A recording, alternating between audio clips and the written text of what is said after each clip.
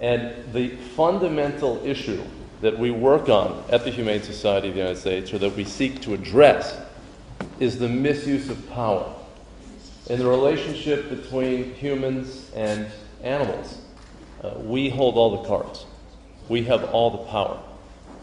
And I have always thought it was a basic test of our humanity about how we treat those who are powerless before. One might think that it's a narrow question about how we treat animals, but in my work, I see every day that the issue of cruelty can never be just confined to animals. When you're cruel to animals, it fans out and radiates out throughout society. So our enterprise has never been just about being kind to animals. It's about increasing the quotient of decency and kindness that exists throughout our society. And when we look at the issue of agriculture, which has been said before is one of the fundamental human enterprises, I mean, let's face it, these are living, breathing, feeling creatures. They want to avoid pain and suffering just as much as we want to avoid it. They want to live as much as we want to live. They don't want to be tormented. And yes, using animals in food production means that the animals are at least going to have one very bad day. But agriculture represented this notion of a bond for so many hundreds of years and thousands of years that there was a connection between the farmer and the animal. It was called animal husbandry. But we moved away from that. And we moved away from this notion of the farmer tending to his or her flock, and we moved to the days of meat science, where animals were treated as things, or objects, or instrumentalities. They were really, in our modern industrial age, and really in the last 50 years, they've been turned into meat, milk, and egg-producing machines.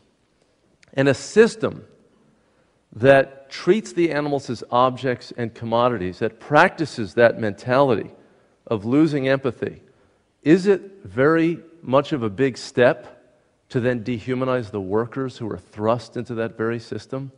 I mean, isn't it really about the misuse of power and how in so many ways that same expression of misuse of power, that abuse of power, one day it's the animal victim, another day it's the worker in the slaughterhouse? I mean, these things are connected, and we should never be seduced by this notion that we're all siloed in our little unit, and that these things aren't more fundamental in terms of the enterprise. You know, agriculture has changed so much. And of course, we have so many small farmers who are honoring that standard of animal husbandry today and properly caring for the animals. But now we have these enormous industrialized farms in animal agriculture. And here, with these enormous buildings where animals are crammed side by side, sometimes in cages and crates barely larger than their bodies and unable to move, we don't even know what animals are on this farm. It could be pigs, it could be turkeys, it could be chickens. But there are thousands of them if they're the mammals, or there are hundreds of thousands of them if they're the birds, set in these windowless houses, crammed so tightly that they can't even turn around. That means that we're concentrating manure.